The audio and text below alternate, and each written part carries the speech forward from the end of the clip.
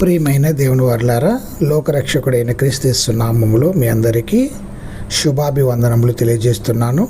లేఖన సందర్భంలోకి వెళ్తే, జీవితమును, సూర్యుడిని, వర్షాన్ని, ఆహారాన్ని మొదలగు మంచి ఈవులు దేవుడు మనుషులందరికీ ఇస్తాడు పిల్లారా. అయితే ఒక ప్రత్యేకమైన ఆత్మీయ దీవెనలు తన బిడ్డలకు అనగా విశ్వాసులకు ఇస్తాడు. అందరూ దేవుని పిల్లలు కాదని బైబిల్ స్పష్టంగా చెబుతుంది. క్రీస్తునందల విశ్వాసించిన వారు మాత్రమే ఆయన బిడ్డలు. ఇప్పుడు దేవుడు మనకు ప్రేమగల తండ్రి. ఆయన దగ్గరకు వచ్చి అడిగితే మనం పొందగలం ప్రియులారా. మనం మంచి బహుమానాలు పొందుతాం.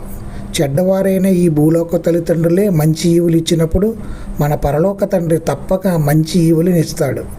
దేవుని ఈవులు మనకు ఎల్లప్పుడూ మంచివే. అప్పుడప్పుడు ఆయన మనకు రకరకాల శోధనలు పంపుతాడు, కానీ అవన్నీ మన మేలు కొరకే. తన పిల్లలకి ఏమి ఇచ్చినా